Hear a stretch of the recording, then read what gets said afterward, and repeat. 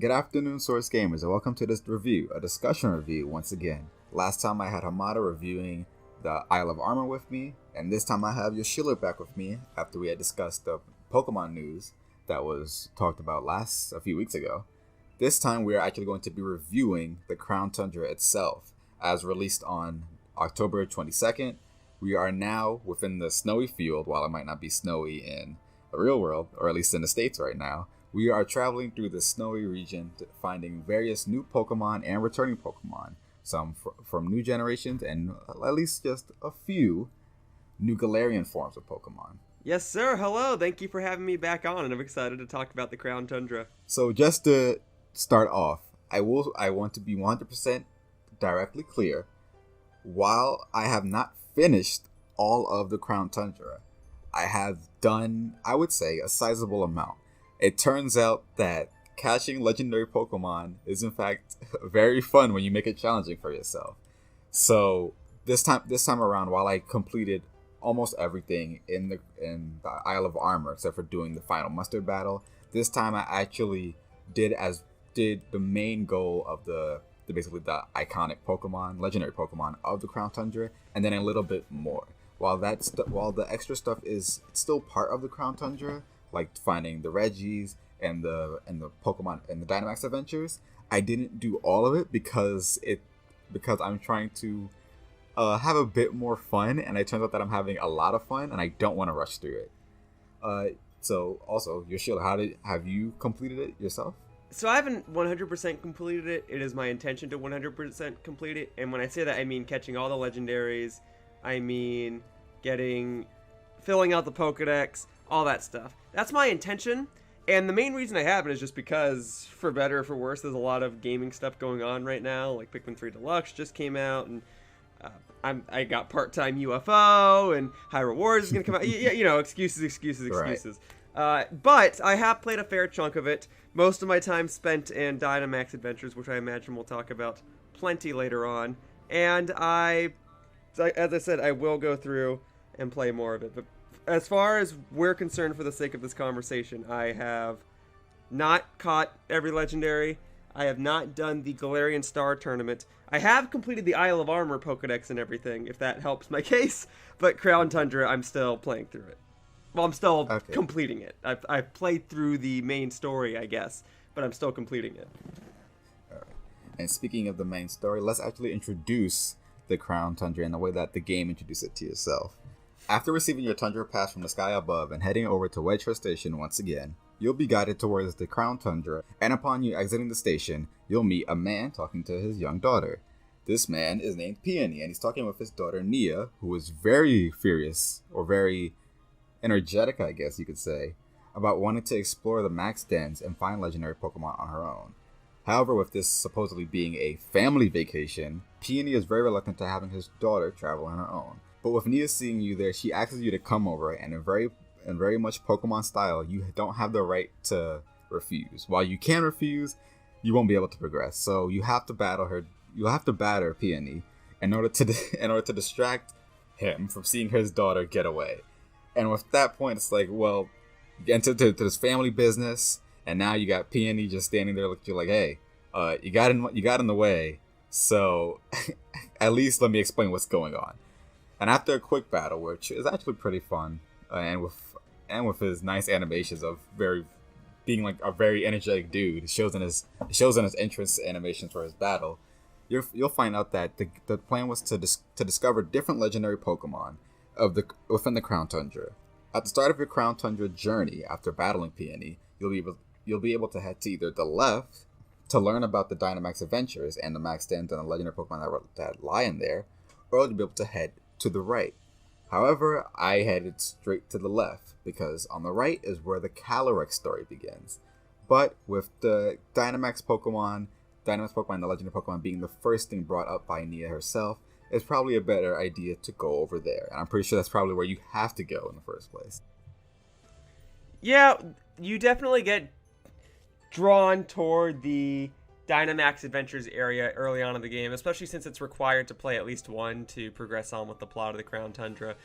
While you may have missed out from our last discussion where we discussed what exactly the Dynamax Adventures are, with this being a review, I guess it is best for me to explain it again. The Dynamax Adventures is a set, or maybe it's better to call it a path, of max dens that you'll be able to travel through with 3 other players, whether they're just computer players or your actual friends, or just other players around the world. And as you travel through these dens, you'll find different Pokemon first that you'll be able to capture and to switch out with the rental Pokemon that you'll receive.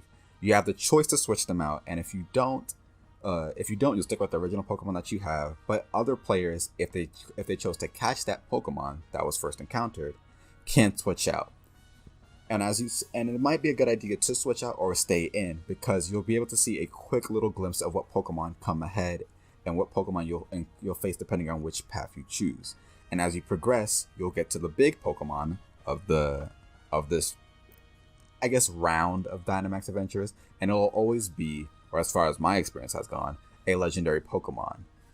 And the battles that on the way can be a little difficult depending on what Pokemon you get and how your opponents play, or if it turns out that one of your opponents picked a Pokemon that's actually very weak to the Pokemon that you're battling against. But they can also be pretty fast. And through my experience with it, I actually had a lot of fun with the original base game for the Dynamax Pokemon. I thought it was very simple. Especially, I also didn't do it after getting spoiled to the legendary Pokemon early in my game. But when it came to the post game, I was like, okay, I mean, I kind of have to do it now. So it was fine there, and it was definitely more challenging because you were by yourself. But with friends, I actually did enjoy it a lot, because not only was it nice to see other people's trainers actually acting out, battling with me and throwing their Pokemon to get them Dynamax and stuff. It just felt like there was a lot more cohesion and people actually knowing what they're doing. How about you? Yeah, I thoroughly enjoyed it. I have mostly played it with friends. I played with CPUs once or twice, but I've mostly played it with friends. And it's probably my favorite multiplayer mode to ever come out of a Pokemon game. I know in our previous discussion we brought up some concerns about only being able to use rental Pokemon, but I think I recall saying something to the effect of, well, they'll probably give you some viable Pokemon, and they do. And I think that's what makes it fun.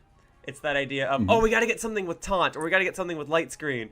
Or, yeah, you don't want to oh, we're fighting a Psychic thing at the end? Okay, well then, get rid of your Poison type. Or, oh man, you're only at 10 HP, maybe you should switch. I think it's kind of like the pinnacle of what the Pokemon Company kind of wanted this game to be. Because you're still working to get a legendary Pokemon. There's still a novelty in catching it at the end. But it's not too difficult to where you feel discouraged if you lose. Like, if you lose, it's frustrating, but you know that, like, if I just did this one thing, or if my teammate just did this one thing, we could have gotten it. And at the same time, it's also just easy enough, and it's just the right length to where if you want to shiny hunt it, which I know a lot of people are, it's pretty perfect. I do have some complaints, but that kind of comes down to me just wishing I could control my teammates. Because there are so many times where it's like, why didn't you take that Pokemon? You're the one that needs it. Oh man, guys, we needed to grab the hold items lady. We don't need to go and fight this thing. Yada, yada, yada, etc., etc. Right. Obviously, the big thing is I wish you could go back through and catch a legendary Pokemon again. Because I have some friends who caught a legendary Pokemon not knowing you could shiny hunt them, or not knowing that you couldn't do it again, or that you couldn't catch them again after you caught them once. And I get why. Because then you could just farm up and be like, look, I got 50 Mewtwo. But I do wish that maybe the rule was you can't host the raid again. But if you join your friend's raid, you can still catch the legendary or something. But I wish. For what it is, I thoroughly enjoy it. I've had a lot of fun with my friends. And we'll even do stupid things like we'll get to the end and we'll talk to that one lady. And the lady's like, do you want to swap out Pokemon? And I'll say, well, if nobody else is doing it, I'll do it just to see what it is. Palpitoad! All right, I guess I'm playing with Palpitoad and stuff like that. just to mess with it. But it's a lot of fun, and it's a very big time sink. Every time I play, I'm like, oh my god, it's been 2 hours? And stuff like that. But I enjoy my time with it every single time. So speaking on the legendary aspect, as you stated, like you won't be able to capture them again. So the way that to further explain the way that Dynamax Adventures work is that of course at the end of every round of Dynamax Adventures, there will be a legendary Pokemon at the end, and while you can catch it, at the end of the entire session of your Dynamax Adventures, you will possibly have caught three. At least you will have at least one Pokemon, unless you just chose not to catch anything. Now, if you capture three Pokemon, you'll only be able to take. If you capture three or two Pokemon, you'll only be able to pick one Pokemon to take with you. So, say for instance, using the example the tutorial Dynamax Adventure I had, the legendary Pokemon that I had caught was Suicune. So I chose to capture Suicune. I was like, okay, so snap, I got a Suicune. I'll take it. And then I found out through Twitter, like, hey, the shiny rate for catching legendary Pokemon in the Dynamax Adventures is actually 1 out of 300, and then 1 out of 100 if you have the shiny charm. So if you want to shiny hunt these legendary Pokemon, what you can instead do is that you can pick a Pokemon that you caught earlier to take with you. And then after you are done with that session of Dynamax Adventures, the scientist that operates the facility will say, hey, I will mark down the path of how you found this legendary Pokemon, and you can do it again if you so please. Which means that it basically just gives you the map you can directly choose that legendary Pokemon you want to encounter and hunt for the shiny version of it for as much as you want. Which is honestly, I can't call it a quality of life change because it's a new feature completely, but that is a very that like having that option is just really helpful for people that want to shiny hunt instead of like having us try to like do it over and over and over again for the sake of but having it up to random chance. And through a lot of what we'll talk about later in the Crown Tundra, they actually did make a lot of like quality of life changes in regards to other aspects of when it comes to catching legendary Pokemon. Yeah, I like it. I love it, actually. As I already said, I've had a lot of fun just going back through and trying to help my friend shiny hunt and all that. And there is fun to get to the end and be like, all right, did anyone get shinies? Yeah, I got a shiny. Oh, you got a shiny? Cool. I've heard some people complain and say, like, oh, I wish that everyone got a shiny at the end. Like, if I get a shiny Kabutops on my end, everyone else should have a shiny Kabutops. But then I say, well, no, because then it still gives people the chance to get a shiny even if you don't have a shiny, right? Because then if you don't have a shiny, then that means that nobody gets a shiny, so on and so forth. So I like it, and there is a lot of fun to get to the end and be like, a shiny! Like, I've been fortunate to get a shiny Latias out of it. I said I wanted I said if I was going to get a shiny of anything, I'd want it to be Latias. I finally found someone who was hosting a Latias den. I did 3 tries one night, and I got on the 3rd try and said, this is my last one of the night. And it had a shiny Galarian Weezing. And I said, you know what? I'll take that. I'll end it on that tonight, and then I'll try it again in the morning. And then the very next attempt I did the following day, I got the shiny Latias, and I got it recorded, and I was super excited. And I'm content with that. At this point, anytime I shiny hunt, it's for my friends, just to increase the odds.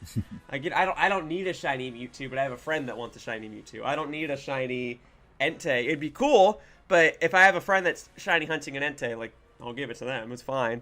So I think it's fun.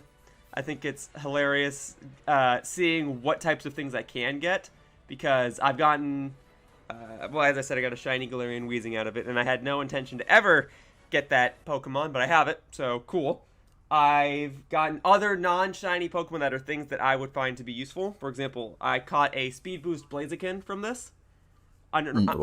So under normal circumstances, that's a sort of tough Pokemon to get. They introduced the ability patch, but I guess there's like a glitch where if you use the ability patch on a Pokemon you transferred from a Gen 3 game, it can't be used competitively or something like that. I don't know the specifics, but point is, because I caught a Speed Boost Blaziken in here, I don't have to worry about it. On that note, they actually do allow you to catch a lot of Pokemon with their hidden abilities, which is kind of neat. In similar vein, They give you a lot of Pokemon that are competitively ready. So you can catch a Lurantis with Contrary. You can catch a lot of things that can have Prankster for an ability. You can get like Chansey, and its stats are really good, and so on and so forth. They give you a lot of great things. So even if you're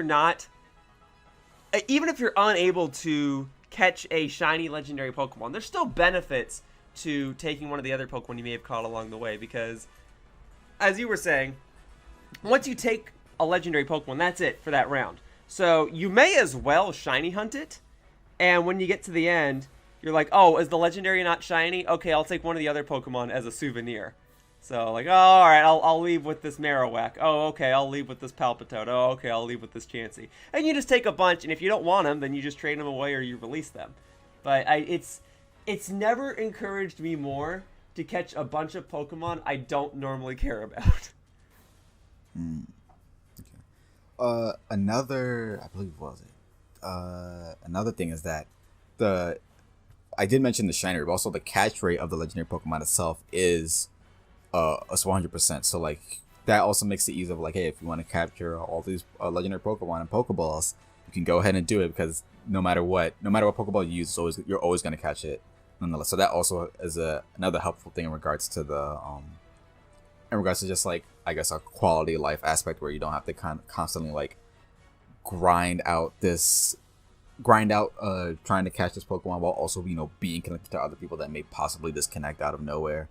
So that's like, they really thought about like how to make this the most optimal way to be fun while also having a bit of challenge as well.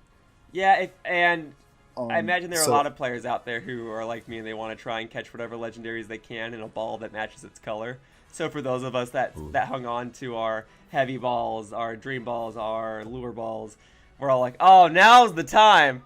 And you just you catch a legendary in that ball, and it's like a dream come true, because you only have one or two of them probably. So that's fun. A good point. Yeah.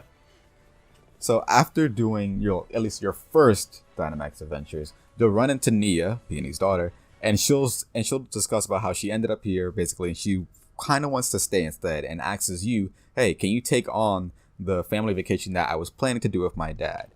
And once you say yes, you'll head back outside of the Dynamax, the Max Den. You'll explain to Peony the situation, and then instead, he'll take you on as the chief of this exploration team, or if you want to call it the I don't know what to actually call it. I guess I want to call it an exploration team, but it's not like just call them the exploration team, exploration duo. I don't remember the exact name either, but I mean we get what you're talking about. He wants you to work with him. Basically, yeah, you're working with him. You're technically the chief, the leader of the team, and he will give you after you head out of the Max Den, you'll head towards this small little village that's to the right side of the entrance of the Crown Tundra. And in this small little village, there will be a few huts, and once you get into one of the huts, Peony will give you three guides for the legendary Pokemon that are within the Crown Tundra. There is the main Pokemon of the entire Crown Tundra, Calyrex. There are the 3 legendary birds. Well, yeah, they're all birds. Zapdos is still a bird. He has wings. Right. The 3 Galarian forms of the bird trio, and then the Regis, which involve Regirock, Registeel, Regice, and then the 2 new Regis, Regieleki and Regidrago or Draco. Regidrago, I say Drago, but it probably is Drago. And that's it from Peony. But then if you choose to progress a little further before actually doing any of the missions, depending on the way that you want to do things, you'll also run into Sonia, who's also looking for footprints of some legendary Pokemon that are in the Crown Tundra. So essentially, this entire area and a bit outside of the Crown Tundra itself is a hunting ground for legendary Pokemon. And I guess first we'll start off with the icon of the Crown Tundra. He's in the logo, the legendary Pokemon Calyrex. And to explain some of the story behind it, this is part of its lore as well. Calyrex was a king of the Crown Tundra that disappeared a long time ago as its power faded. It used to give life to the crops that were in the small village, and eventually the people of the village just stopped remembering him, and so he disappeared. His power his power got drained as well. What your mission to do is to talk to the people of the Crown Tundra. Well, talk to people of the village within the Crown Tundra, and get information on this legendary Pokemon. Also working with Peony in a weird way to discover not only Calyrex, but to also have Calyrex gain its power back. And the way this happens is that Calyrex, after you find a statue sitting within the Crown Tundra, it turns out that Peony actually has the head to it, and after you place the head onto it, Calyrex approaches you and asks for your help. In a way that is honestly, it's not, I don't want to call it creative, because this is the thing that kind of like, we know that Pokemon have been able to talk to humans telepathically in the anime, but it actually being done in the games is what caught me off guard. It psyched me out too. Yeah.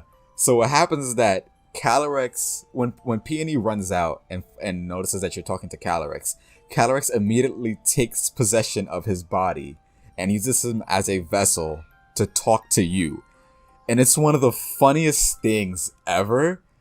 And it made me change my entire perspective of Calyrex. Because before I was like, this is such a goofy looking Pokemon. I'm going to like Urshifu way more. And then Calyrex just completely blew my mind. Because the way that he's written is... It's so comedic. It's comedic in one part. And then it's also like... kind of unintentionally, I guess, cute. Mm-hmm. Because he takes possession of Peony, and Peony's just floating there. And you kind of just have like this Pokemon with a huge brain just talking to you. And it's like, what is happening? And it's like, sure, in the world of Pokemon, it shouldn't be crazy. But in terms of the games, it's like, whoa. Yeah, so... It's very fun. To be fair, yeah, so I guess before Crown Tundra came out and they showed Calyrex as a legendary Pokemon, I was kind of like, okay, I don't care much for it, but, you know, neat. I didn't...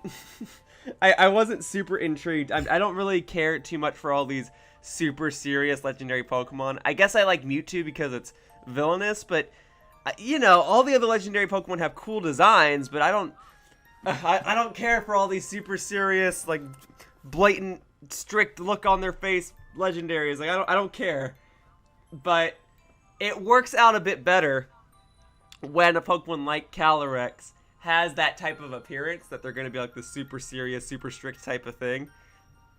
And then they do what you just said, where they possess a person. They're like, all right, we're going to make this work. All right. I need you to help me reclaim my land and stuff like that. I just think it's funny.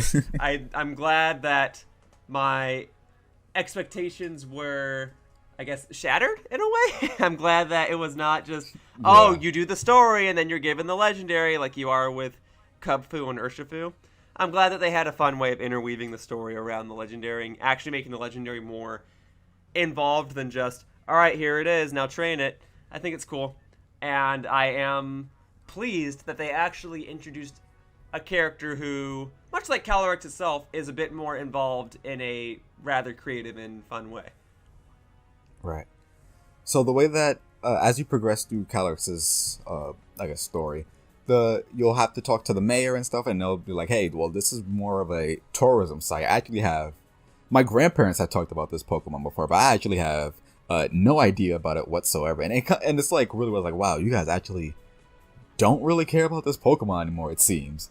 But after you go through the guy's house, and it was like, hey, here's all the books about, like, I guess the tourism stuff, but also like some of the backstory on Calyrex. It's like, okay, so here's what I need to do in order to try to help Calyrex gain his power back. And it turns out that, first off, you have to try to talk to the citizens and see if they remember him. And then you have to find out, like, go through the various locations. Well, so here's the thing. You don't have to do this all in one straight line. So what I did is, of course, that I looked through the Crown Tundra, different areas, and you'll have to come back to these areas later, because when you return to the mayor's house, they'll talk about, hey, there are going to be a few things that you need. So first off, there is actually, let's step back. So going back to the statue of the legendary Pokemon Calyrex. Calyrex is riding a horse on that statue. And it turns out that Calyrex is not just a Pokemon that stands on its own. That horse that is in that statue is actually another Pokemon that is part of it. And one of the things that you have to do this for as part of the story, is that you have to talk to, I believe, the mayor, or there's this one specific person in the village that has, I believe, a seed that you plant in a different part of the Crown Tundra, and it could be one that is close to a graveyard, or one that is next to just another frozen part of the Crown Tundra. And when you do this, when you plant this seed, Calyrex will have to bring the seed to life through dancing. And it'll make the seed grow, and you'll have this carrot. And once it grows, the horse Pokemon that is within the statue, you'll see it pass by as it catches a whiff of the smell of the carrot. And the thing is, the reason why there are two spots where you can plant it is because there are two different Pokemon. Well, there's one Pokemon that you catch, but you have two choices, and it's not actually based upon which version you have. It's just completely based upon whichever choice you make. So if you choose to plant the seed near the graveyard, you will get, I believe it's pronounced Spectrier or Spectrier. The name is a bit weird. Yeah, I'm not sure yet. We'll have to wait and see what the anime says. It's Spectrier for the graveyard, and then if you want to plant the seed within the frozen areas of the Crown Tundra, it is Glastrier. One is ice type and one is ghost type. And I of course went with the ghost type because I like ghost type Pokemon. Mm-hmm.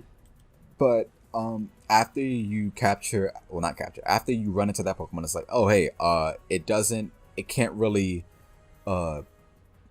contain itself because it's been so long without its master. Calyrex hasn't been able to get control of it, so it's running around at first. And then what you need to do is you'll have to go back to the mayor and be like, hey, we have this Pokemon here, do you know how to help us get it to calm down, or at least how Calyrex and that Pokemon were tied together. And it turned out there's this like bracelet or necklace that needs to be woven in order for the connection of the two Pokemon to merge. And it turns out that Peony somehow is a is a masterful knitter, because he's actually the person that designed the suits that you guys wear, like the coats and stuff. Those are all his designs. So he's actually a pretty skilled dude. He's a pretty skilled family man. Yeah, I don't doubt that if he was left in the Crown Tundra by himself, that he'd be able to survive. He's shown that he can't do Dynamax adventures by himself. But I have no doubt that dude is ready to travel the world and fight a Pokemon with his bare hands if he has to. I'm sure he'll be fine. Right.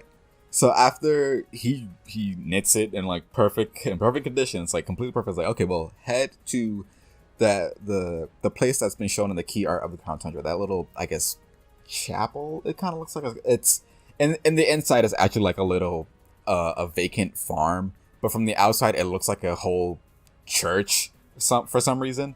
But after you have the bracelet woven, you'll have to head with Calyrex there to plant the seed. Take the carrot that you have, place it in the eating pen of whichever horse that you choose.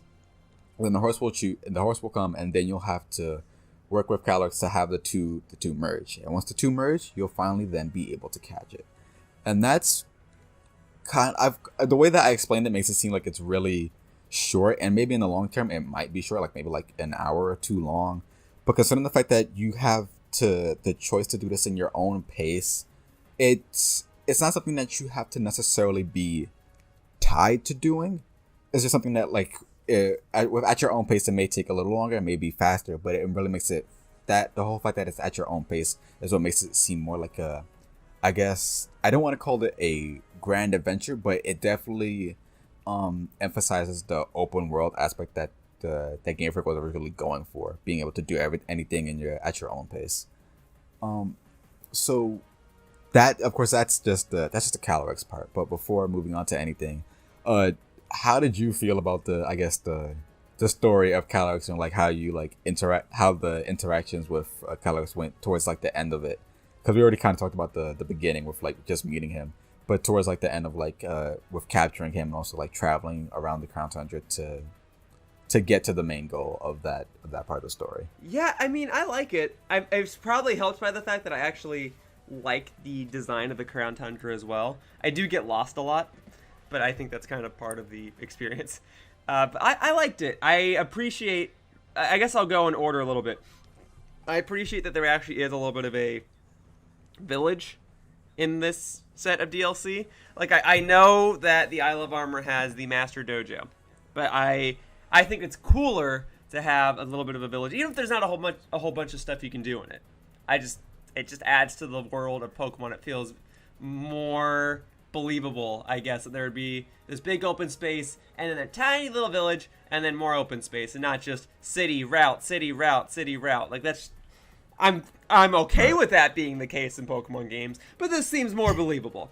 You know, we talked about how much I enjoy Calyrex, and I think it's cool that it can fuse with Glastrier or Spectrier, or however you pronounce their names. I do have a minor complaint. Correct me if I'm wrong, you can only get one form or the other, right? Like, you pick one. Right, that's true. So, that's... the only reason I have a gripe with that is because this is paid DLC. So, it's like, okay, well, in order to get the other one, you know, if I don't have any friends, I gotta pay for the game and the DLC again, right? But I guess that's the risk. That's kind of the point of Pokemon, is you're encouraged to trade and find a friend who's willing to lend you it for the sake of Pokedex completion. I get a little more iffy on it when it's paid DLC, though. That's all. Like, a different form, like for Urshifu, makes more sense to me than a completely different Pokemon. But, you know, whatever. That's a whole separate conversation. But with that said, yeah, I liked exploring this world. I liked chilling with Calyrex more than I thought I would have. And we haven't talked quite about it yet, but I also really did. And I don't know if I enjoyed finding the footprints, but I enjoy tracking down other legendary Pokemon on this overworld. But I think that's probably the next part you're going to bring up in this conversation, right? Right. So the next part, if you so choose, is you can either... Well, so the footprint parts is not something that you have to necessarily do right away. None of the things that are in the Crown Tundra are things that you necessarily have to do right away. It's all open at your own leisure, at your own pace. Now, the thing that I was confused about at first was that I thought the footprints that Professor Sonia was talking about was in relation to the Regis. It turns out that's not the case. The Regi temples that are there are, when you approach the door, there will be like a little quiz or something that you have to do. Whether it's like you have to bring a Pokemon with you, or you have to do a certain action. Like, I believe it's for Registeel, you have to actually whistle at the door. When I thought that it was supposed to have be on your bike and you're supposed to ring the bell. Sure. So yeah. So the footprints aren't actually for the Regis. Instead, they are for the Swordsman trio, which is Cobalion, Virizion, and Terrakion. And I had first found all of Virizion's footprints, but of course at that point I didn't know that it was for Virizion. So when I was walking within like the grassy part of the Crown Tundra and I saw Virizion just standing there, I was like, whoa, there's just a Virizion here. Just wild Pokemon are just walking around as well. That's so cool. And then I was like, okay, well, I already used up like 50 Pokeballs. I guess I'm just gonna run away. Right. I'll have to do this another time. So yeah, like there is I'm not completely sure about how it goes for like the swordsman, because I eventually just like, okay, well, I'm trying to capture you. I saved before the battle and then just kept attempting it, and I was like, you know what, I'm just gonna do something else. So I'm not actually sure what in regards to that. But if we're gonna move over really quickly to the bird trio, if you go to the big tree that's been advertised within the Trail of the Crown Tundra, you'll be introduced to a cutscene where you'll find Galarian Moltres, Articuno, and Zapdos approaching each other and then getting ready to battle. But then as they notice you're there, they each run off to different areas. Now, those areas are not necessarily within the Crown Tundra itself. Articuno is the only one that stays within the Crown Tundra. However, Moltres retreats to the Isle of Armor, and Zapdos retreats to the wild area from the base game. And then they're essentially this game's roaming Pokemon, and you'll have to go. And the way that it works is actually a lot better than stuff like, example, Heart Gold, Soul Silver, and what was it? Diamond, Pearl, and Platinum. Right. Where you'll actually see these Pokemon flying around in the overworld, and it's not going to be like a random wild encounter that you just do. They're like with every other wild Pokemon that's now in the wild area, you'll see them flying around, and you'll have to walk or run towards them, and you'll have to like either chase them down or like try to figure out, hey, which one is the real one in the case of Articuno, as it makes clones of itself. And after you battle each one, even if you knock it out, you don't have to go back and battle the whole league like you did before. Instead, it just says, hey, you defeated it, but it fled to somewhere else. So these Pokemon are essentially looking to be caught. And that's a definitely quality of life change that they added to this, because before, having to do the whole Elite Four and Champion again it helped me get more money, but it was kind of annoying having to do it multiple times if you ended up messing up, even if you did save before you did the encounter. Oh yeah, it was definitely obnoxious. But so if I may, I really love this feature. I really like the idea of tracking down legendaries in the overworld now that I can actually see Pokemon in the overworld. Ever since they made that change with Pokemon Let's Go, I was in favor of it. But this change of tracking down roaming legendaries makes me appreciate it. Because, I mean, if you think about before, like you said in Diamond, Pearl, Platinum, or Heart Gold, Soul Silver, you'd pull up in the map on the bottom screen, and then you would just drive back and forth between routes on your bicycle until a legendary Pokemon finally spawned on the same route that you were in. And then you pull out the repel, and then you fight it in the wild, and then you chuck a ball at it, and then it break out of the ball, then the Pokemon would flee, and then you do the whole thing over and over and over again. And I get that that's like part of the thrill, I guess. But for me, this really puts into perspective how cool it is now that Pokemon roam the overworld, that you can see them before you encounter them. And it really is accurate to, I guess, what would happen if you saw a legendary Pokemon in the overworld like that. Because otherwise, all the legendary Pokemon in this game are they just sit in one place, and you walk up and you talk to it, and then the battle begins. Here, It's cool because, like you said, you might be like, oh snap, there's a Cobalion! Or, I guess, better example, let's use the Galarian birds. Oh snap, there's a Zapdos! And then you try to chase it down, and you get really close, and you're like, steady, and then you're about to engage in a battle with it, and then it jolts up, and you're like, darn it! And then you get you back on your bicycle, and you chase after it, and to me, that's just so cool. It really, just seeing them in the wild kind of builds the sense of childhood excitement, and it's just something that I don't know. I don't know if any other part of Pokemon Sword and Shield has put that childhood excitement in me. I just think it's so fun to track them down and catch them, and it's not like we haven't had roaming Pokemon before, but we've never had them before in this style. And I do appreciate that each Galarian bird is in a different wild area. That one is in the base game wild area, one is in the Isle of Armor, and one is in the Crown Tundra. Now, I have not caught Articuno yet, but I do just kind of appreciate the Crown Tundra's mountain-like design, and seeing Articuno just kind of fly down and be like, darn it, alright, it's off my trail. Let me intercept it up at this point later on, stuff like that. And it does get obnoxious. I totally get why people would not like it, especially if you don't like the design of the Crown Tundra itself. I do, so maybe that's why I like this whole thing together. But it's just so fun to be like, all right, it's heading in this direction. I'm going to see if I can pinpoint it here. It just adds another layer gameplay mechanic to this game that I didn't think they were going to do with Pokemon, but they did, and I think it works out. I think it's very enjoyable. I definitely have to agree with you, especially with the child, the feeling like a kid again aspect. when I was having a lot of trouble catching Articuno, I was like, wow, I'm actually like, I still have a Master Ball left, and I was like, I don't want to use this. I want to use like Pokeballs. I want to actually capture these legendary Pokemon in Pokeballs. It's something I've never done before. So like, hey, this is gonna be my self-made challenge for this expansion, and trying to capture Articuno and getting it to the point where it's struggling, and it's like, oh, okay, yeah, this is going to be very difficult, but I'm having a lot of fun. Like just having to chase you down, I'm able to like visually see where you're going, getting like hot on your tail, and then in other aspects where it's like, hey, I'm traveling through these caves, and it's like, wait, was I supposed to go up or down? Like being confused on where to go, like. Sure, like normally if I was just playing through like the base game, I was like, yeah, I have no idea what I'm doing, and it's kind of getting like tedious to like Mount Coronet levels. But it's like I'm exploring this area. I'm doing all of this at my leisure. It's like I'm doing this by choice, and I can also just choose to go do something else if I wanted to. Like that made it very fun. Where it's like, yeah, if I'm getting annoyed with exploring right now, I always have the option to go do something else while still progressing with this exact same game's content. And it just made things like a lot.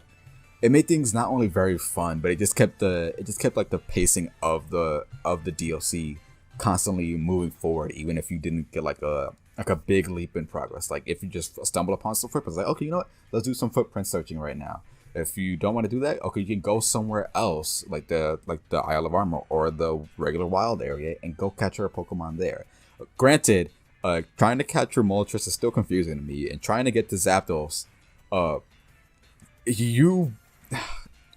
even sneaking up works all the way. You have to like try to cut off its path while it's running throughout the wild area, and honestly, I'm really surprised that the game was able to like not dip in frames. It seemed when that was happening. That's the one thing that I was afraid of. I was like, oh, this thing is gonna be running and I'm gonna be on my bike. Like, will it be able to catch up while all these other Pokemon are running in the field? And it just seeing Zapdos run like that was like, whoa! Like this is like an actual like challenge to even try to encounter this Pokemon. Yeah, it made the legendary Pokemon just seem like how you said, like they're not just standing there, like they're active in the world itself. Here's how I see it, because it seems as though roaming Pokemon are just going to be a thing in Pokemon games forever. Like ever since Generation 2, they're just always going to be a thing, okay? And I know that some people look back at Generation 4 and kind of roll their eyes because there's so many roaming Pokemon. And my logic is, if this is how they're going to do roaming Pokemon going forward, then I am all for it, because I am optimistic, and I believe that at least from this point, Pokemon games will get better. You know, I know Sword and Shield was kind of a breaking off point. Not many people praised it, but I'm hoping that Pokemon games will get better now that they've made a couple Pokemon games for the Switch. Hopefully they'll know how to work with the technology and stuff, and so that when we get roaming legendaries in the future, and maybe we do get more Pokemon games with wild area type locations, that maybe the animations will be a bit stronger on it, or maybe like the Pokemon might roar back and like push you away, and you're like, whoa, okay, or something, just to kind of add to that factor of, whoa, I'm chasing a legendary Pokemon in this world and I can see it. It's so much cooler to me than riding your bike back and forth between two towns and hoping that by the time you're on one route, that a random Pokemon has also appeared on that route and pulling out a repel, and hoping that you encounter it and then getting one chance to throw a ball at it. This is so much cooler to me. So in a comparative aspect, I love it, and even outside of a comparative aspect, like if this was your first Pokemon game, I still think you'd find it cool. You're like, whoa, this is this one of a kind Pokemon, and I see it, and it's right there, and I wanna go get it, and it. I guess I can't sing enough praise for what Crown Tundra brought to the game as a whole. I will say that one part I didn't like about the roaming Pokemon, and it's not even, well, this is specifically with Articuno and Moltres, and it's not necessarily the way that they act on their own, but it's more of the sense of how the wild area acts, and that's because the wild area, while the camera is free, it's still limited in how far up or how far down you can look. So if I'm trying to trail Articuno, it's like, okay, I can see you, but now you're also going off camera where it's like I can tilt my camera up, but I can't tilt it all the way up where I can still have you in my sight. So that can get a bit frustrating, because of the fact that the camera, the view of the camera is and movement of the camera is very limited.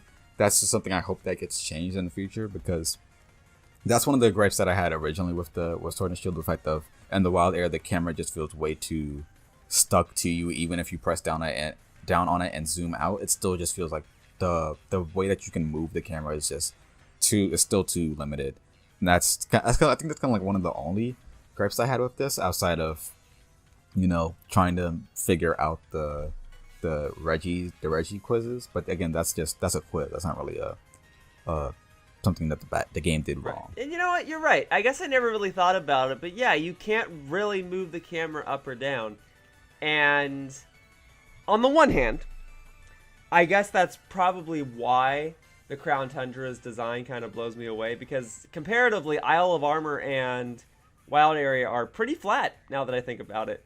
Like, Isle of Armor does have one or two places where you can go up a set of stairs and get higher ground, but other than Right. those one or two places, yeah, it's pretty flat, and so there's no need to move the camera up and down. You're right. I never really thought about it. And now that we have the Crown Tundra, yeah, being able to move the camera up and down would be extremely useful, especially since where you start in the Crown Tundra is pretty much the high point, so you're constantly going downward, and if you want to work your way back up, not that the camera angle is terrible, like you can see where you're going, but I agree, it would be beneficial to just have control over the y-axis, to be able to tilt the camera up and down and see better where Articuno would be going. You're right. It's never thought about it until just now. Outside of that, I guess if we want to go back to the legendary Pokemon, have you done any of the Regis? Because I only got to Regirock, but I wasn't able to capture it. And actually, also speaking on the Regis, in terms of like the having to recapture it, once you like, all you have to do is that if you accidentally do defeat it or you end up running away, all you have to do is just press on the dots that are on the floor, and you talk to the statue, and you can do it immediately right away. Again, like, they really emphasize the quality of life changes that were the quality of life changes to having to meet legendary Pokemon, that has been such an issue, I guess, for most people. Maybe for most people, I don't know. But has constantly been an issue that plagued the series for so long. Yes, so real quickly, yes, I did do the Regis. I actually initially did them by accident, and I was like, "Ooh, is this what is this place? Oh, it's a Reggie place. Okay, I'll do it." So a couple quick things I want to bring up. So one, I do appreciate that you can battle the Regis again even after you KO it, and I learned that some people were actually doing that to shiny hunt the Regis. As in, let's say you're shiny hunting Regirock. While this game, if you're trying to catch a shiny in the wild, the game will increase your chances of finding a shiny every time you KO or catch that same Pokemon over and over. So, if you wanted to catch a shiny Wooloo, your odds would go up if you fought 1,000 of them already. So, people will shiny hunt Regirock and just KO it over and over and over when it's not shiny. So it actually increases your chances of getting a shiny Regirock when you do that. So that's funny to me. Number two, in getting these Regis, I appreciate that they brought back the idea of trying to do somewhat cryptic messages. Obviously everyone remembers how difficult the Regis were to obtain back in the day, where you had to learn Braille, and to even get the Regis to show up in the first place, you had to go on that tide part of the ocean down in the southwest part of the game, east of Slateport. So to even get the Regis to appear in the first place, you have to follow a very specific path that would allow you to arrive in a specific body of water where you can use dive, and then after you use dive, you get brought to a cave where you had to read Braille, and then it would give you a cryptic message. Even then, we had to get a Relicanth and a Wailord and yada yada yada. Okay, so it makes sense to me that they would try to bring back that type of thing again. Totally get it. There's even one door, I forget which one, where you need to have a Pokemon hold like an Everstone or something in order to go inside. Right. So, that's cool to me, but it puts into perspective how much of the game can't really do puzzles anymore. I don't know if it's just the shift to 3D. I think that's a big part of it, but the game really doesn't have puzzles. You think of the way you had to get through gyms in Gen 2 and Gen 3 and all that, and a lot of the gyms in this game, yeah, there's like the water puzzle and the water gym, and there's I guess you round up the Wooloo in the first gym, but like, you know, in terms of like walking over specific tiles and pushing stuff around and having a Pokemon use a specific move in a specific place, that doesn't exist anymore, because there's no need for HMs anymore. So you can't really use fly in the middle of a room, right? There's no need for that. There is no walking over to a specific tile and doing this specific command, because it's 3D now. How are you going to land in a specific tile? Even one room, you just light up the lights, and that's fine. You know, it's something, but it's not the same as it was 10 years ago. And I guess that's okay. I guess for a younger audience playing a 3D Pokemon game, you know, maybe I'm nostalgia blind, and incorporating that cryptic stuff again would actually just frustrate more players and deter people from playing more of Crown Tundra. So maybe I'm that old guy who just wants things to be the same. But I didn't care for the puzzles this time around, is my point. I enjoy the fact that the Regis are back. I think it's cool that they added 2 more. I don't care for how you're supposed to get them, though. It's like they try to make them like they're these grand big things, and they put them in these temples and all that, and you can tell that they're trying to kind of replicate how it was back in the day, but it falls a little flat for me, and I feel bad saying something like that, because I really love everything else about the Crown Tundra. And even when we had our previous conversation, I was the optimistic one. I was like, oh, this is going to be so cool. And now that it's out, I'm trying to be honest, and I'm trying to say, yeah, this part falls a little flat. You know, I don't care for how they did this. I was more interested in the roaming legendaries than I was with the Regis. I don't care for how they did the Regis here. Not that it's terrible, but it's a little forgettable to me. I actually never thought about the puzzle aspect. Well, I mean, like, not for the Regis, but in terms of like the gym leaders as well. Because I kind of felt like because we were just coming off like the cusp of Sun and Moon, I was like, I kind of understand that what you're trying to do is that, like, instead of having the classic, hey, solve this like little maze or whatever to get to the gym leader, instead we're going to have the missions that you do and like the gym challenges that you do tied to the personality of the gym leader. It's like, okay, yeah, sure, I get that.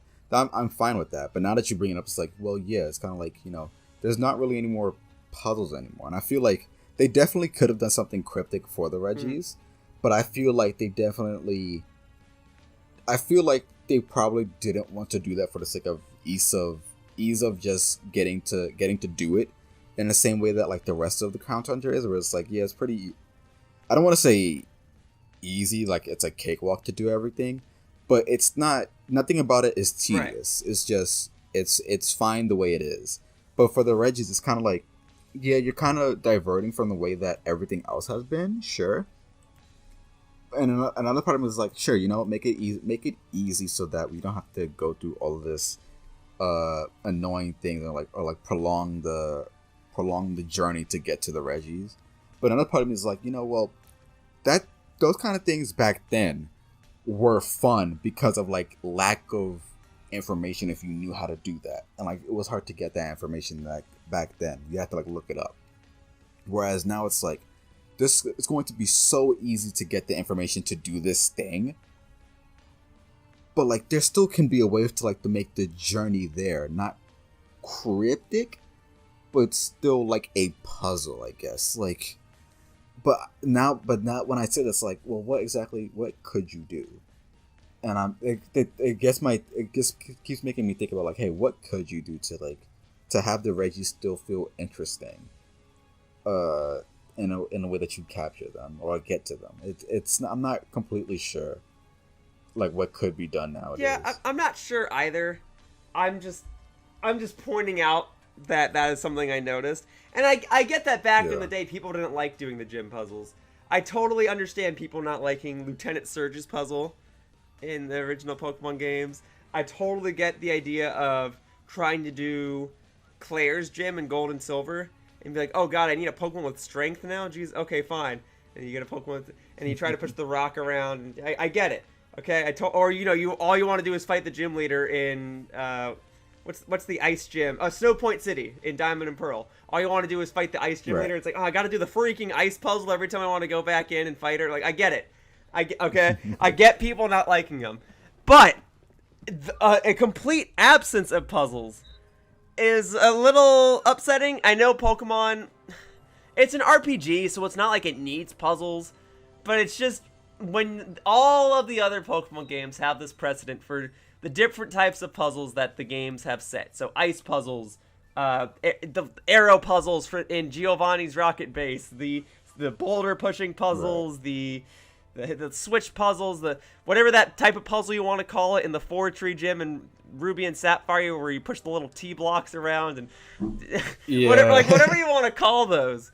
I feel like this was a time to have something like that. And I don't want to have to keep comparing Sword and Shield to previous Pokemon games, because I feel like the point of reviewing a lot of video games is to see how it is as a standalone game and not always as a sequel to a previous game. So, on that note, I do just say that for the puzzles that the Regis tried to do, they're a little lame to me. I guess I'm glad they did them. I just don't care for them. I'm not going to be like, remember that time I had to honk my bell or whistle so I could go inside of a door? Like, I'm not going to remember. So yeah, I understand. You get it. Anyway, I'm going in circles here. I'm repeating myself. That's fine. Yeah, I can definitely agree with that. Like, after you explain this, like, yeah, kind of like there's nothing, like, just thinking about it's like, yeah, I had to whistle to get to legendary Pokemon. It's like, really? Is that what we're doing? Or like, I had to give my Pokemon an Everstone. Like, oh, okay. I mean, really? It's kind of lame. But also like I guess there's, I mean, the Regis are kind of like the low point of I will say the low point of like the whole Crown Tundra. Probably. Because like for the swords, for the legendary swordsman, the swordsman trio, you're finding their footsteps, which is like, part of exploration. For the only exploration part of the Regis is just finding the temple. But then after that, you're just answering a question, which is like, for you answering a question, I could just look up the answer online. Whereas like, even if I was like, yeah, I guess attaching a stone to your Pokemon in the front of your party is like doing something, but not in the sense of like, solving a puzzle. Like you're exploring for the legendaries, for all the other legendary Pokemon, not counting the Dynamax Adventures, but for all the other legendary Pokemon, you're at least exploring in some way.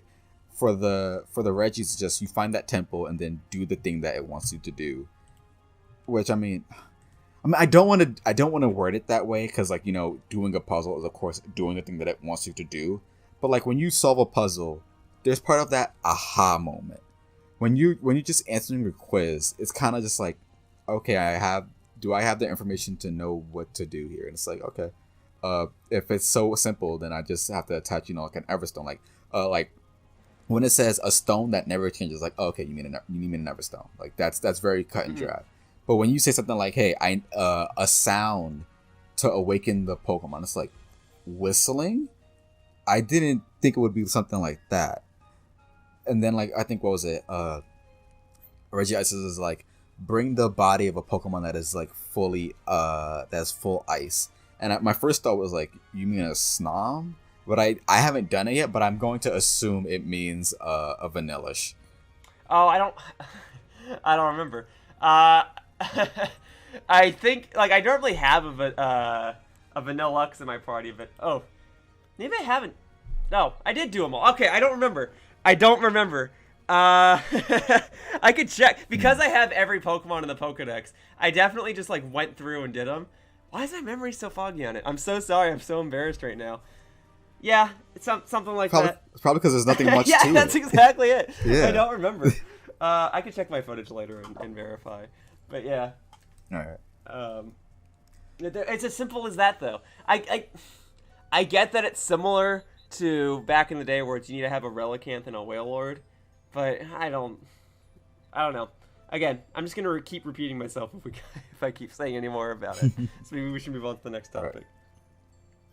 So once again, we're actually not going to be discussing the Galarian Star Tournament for this review because you'd have to do everything, and not only in the Crown Tundra but also the Isle of Armor and in the base game, which there's some things that I just haven't done because I still want to keep playing this on my own because I'm having so much fun with it.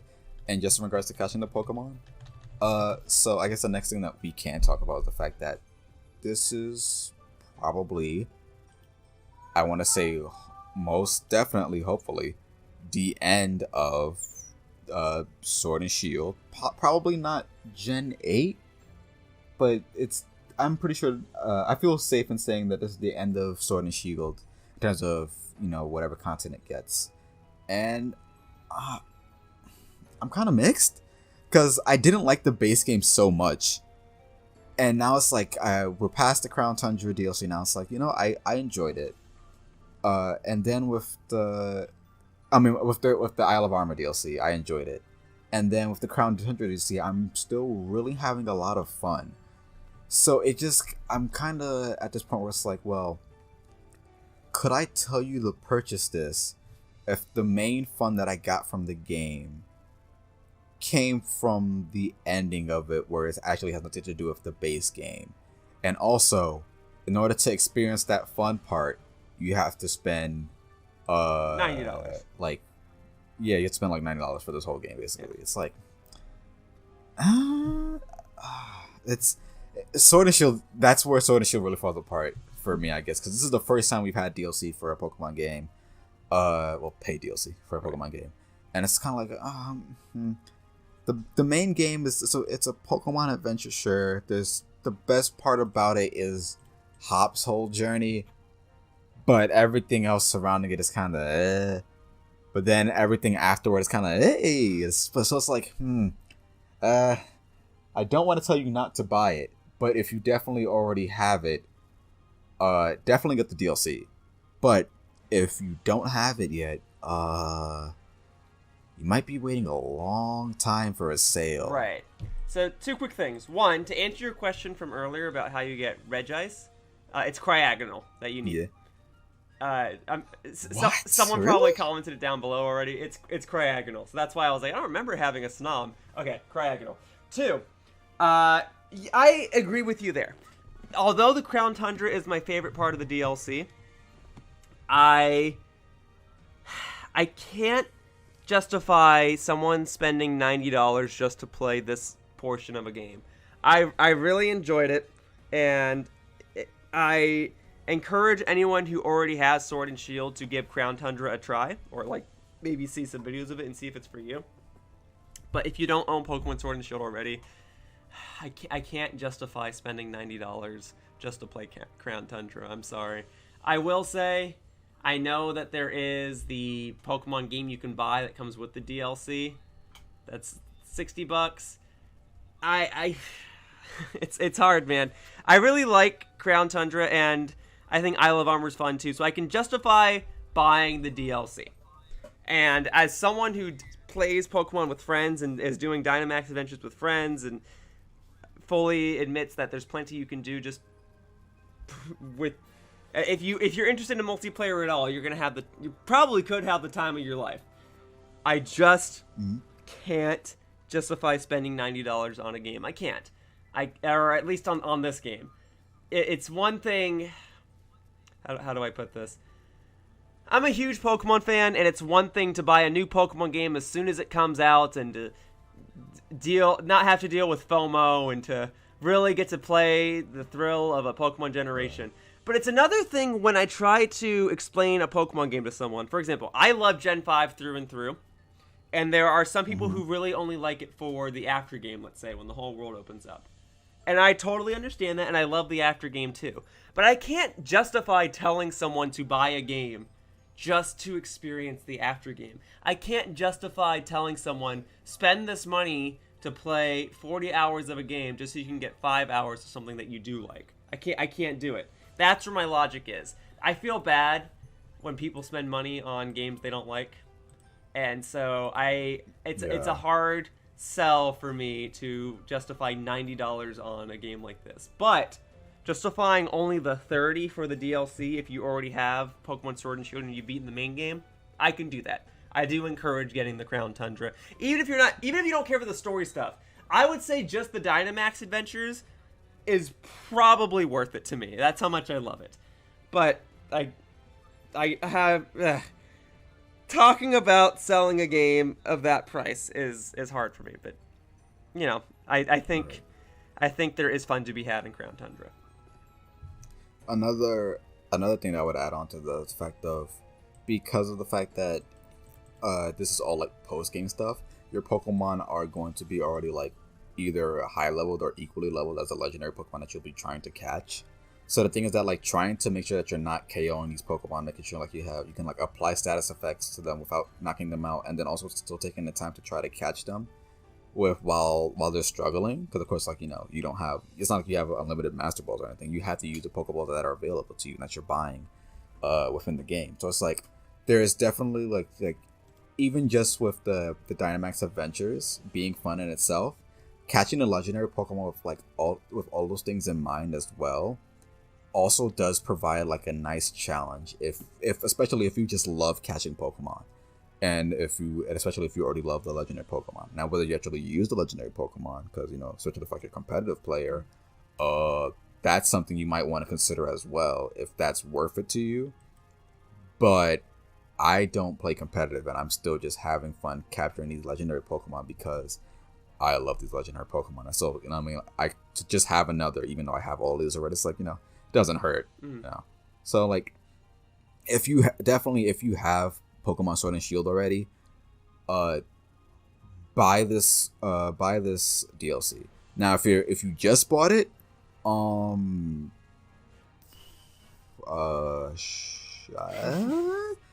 know I honestly don't know what to tell you, because at the point it's like, yeah, you just spent $60 just now, and then you'd be buying and then you just be spending another $30 just for the DLC. Like, granted, if you like the base game that much, that's just more power to you. But if you just bought the game now and you ended up not liking it that much, then it's like, you know what? Just wait. Maybe you should wait another year to buy the DLC. But if you already bought Pokemon Sword and Shield last year, I definitely say, you know what, just buy the DLC at this point. Now, if you're like a parent or something, and if you're buying this for Christmas, and you're gonna buy the whole, like, the original game plus the bundle that comes out in, I think, 4 days. Yeah, go ahead. Or no, it comes out this month. I just don't remember the exact date. I thought it was November 8th, but isn't November 8th? You might be right. That's a Sunday, so that doesn't probably make sense. the 6th, right? Maybe, yeah, probably November 6th. So that's Friday. If you're gonna buy it, then I'd say, of course, like, probably. If you're gonna buy that for yourself for like a Christmas present, sure, go ahead. Just at that point, I hope you end up liking the base game, because I already can say for sure that, or at least I want to say I can guarantee, but that also depends on what you like doing. But if everything that I explained that we talked about just within this review of the Crown Tundra is already to your liking when it comes to a Pokemon game, then you're definitely gonna love the DLC. When it comes to the base game, definitely go back and watch my original Pokemon Sword review and see what you end up, if you end up wanting to take the chance on this game or not, on the base game, at least. My closing thoughts are: I think Crown Tundra is awesome. I think Dynamax Adventures are super fun, and it's probably the most fun I've had with multiplayer components in a Pokemon game. I love it that much. I just have a hard time convincing someone to buy the entire game and the DLC for $90. But I had a ton of fun with it, and I will still continue to have a ton of fun with it. Right. And hopefully, while DLC is a good thing in terms of many aspects, DLC for a game that you didn't enjoy that much, is kind of a harder thing to discuss. So like hopefully in the next Pokemon game, that we don't have to worry about DLC, and instead like a whole bunch of content is already in the base game. Granted, I don't think that will be the case because money talks. But hopefully, because if a Gen 4 remake does happen, then it's like that game already has a lot of content, and also like, you know, the mystery gift stuff that was in the original game, like you can't take all of that and put it DLC, right? Well, at least I mean, I hope you don't do that, because like, you know, that Arceus event has been waiting a long time to happen, and that would be really nice to just have in the base game. I don't think they're gonna make Diamond and Pearl DLC. They probably make it its own game. Let me ask you this real quickly, even if it is a little off topic, because you didn't like the base game for Sword and Shield, right? So do you want a Diamond and Pearl remake now? Or would you rather wait till Generation 9 comes around, see how that looks, and then ask for a Diamond and Pearl remake then? So the thing about Sword and Shield I don't like is the fact of I'm not a fan of the wild Pokemon being like on the overworld, not counting the roaming Pokemon. The roaming Pokemon I'm fine with because that's very convenient and also just fun to see as well. But the wild Pokemon is like, yeah, I can see all these Pokemon. It's like I'm less reluctant to. I don't feel as there's nothing forcing me to encounter these Pokemon, and that's what I liked about the older Pokemon games. The fact that I'm forced to encounter these Pokemon, and either I can run away or I can battle and capture them. I'm actually doing a Pokemon Platinum Nuzlocke with my friends, and it's like, you know what? I'm actually, even though this is pretty difficult, I'm still having a lot of fun in comparison to, you know, Sword and Shield, because whatever Pokemon I get is like, I don't know what I'm gonna get yet. So like with the wild area, like there's an abundance of Pokemon there, and then but me being able to visually see it is kind of like, well, I know it's there. If I don't want it anymore, if I don't want that Pokemon, then I can just move away from it. Whereas if I just walked in and then it happened on surprise, I would actually be more surprised to see it. That's one of my main gripes with Sword and Shield. And then also with trying to make the also like the way that the routes are designed, they don't feel like the same as they used to. Like they feel too small, but that's a problem with the 3D Pokemon games in general. And then there's also the story, which is, you know, that's a specific Sword and Shield issue. Whereas Diamond and Pearl has a story that I actually like, there's a region's design that I like. So I'm already, while I don't want a Diamond and Pearl remake because I'm afraid of them messing it up, Diamond and Pearl originally already have a lot going for it, where it's like if a remake does happen, it's kind of hard for them to mess it up. So unless you find a way to mess it up, then I wouldn't want it. I mean, granted, I would still get it for just to review and see, just to review it and stuff like that. But whether I would like something I'd be really excited for, if I find out that it was messed up in the end, that's like, ooh, that's gonna be really disheartening. But because it's Diamond and Pearl already, it's like, you know, I'm lenient towards it, but it's not something that I necessarily really want. Okay, fair enough. Yeah. That's all I gotta say about now. Yeah, but hopefully, Gen 9. God, we're gonna eventually be saying Gen 10, and then it's gonna be like Gen 10, babe. 2025. Do you think Gen 10's coming in 2025? I think it's 2028. No, well, yeah, I meant Gen 9's gonna be like 2020. Well, actually, no, Gen 9 is probably gonna be like 2023, and then Gen 10 is probably gonna be like 2027 or something. It just, thinking about the numbers getting higher, it's like, and also like how the size of the new Pokédex has been also growing smaller. It's kind of just, I always kind of get worried about what the future of Pokemon will be, and the deals although the thing is that the DLC was so fun. It's like, please go up from here. But the base game was so it's like, please go up from here. It's like, where else can you go but up? Well, that's but what I feel like I'm so worried. And considering the DLC is the most recent thing and we liked it, I can only imagine it'll go up from here, but only time will tell. Until then, Gen 10, baby!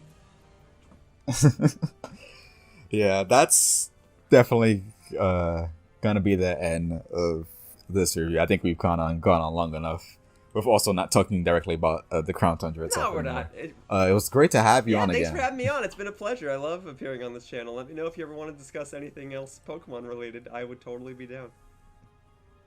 All right, and with that being said, thank you guys for watching. Thank you for tuning in to this the third part of this whole Pokemon Sword and Shield review. I guess you could call it a series if you want, but yeah, I guess thank you for tuning in for I guess like a year now, for hearing about what I have to say about Pokemon Sword and Shield. The DLC definitely helped improve my whole outlook on this game, and it's definitely, with the whole reviewing aspect of it, it makes me very curious and very excited, but also a little bit scared of where the future will go.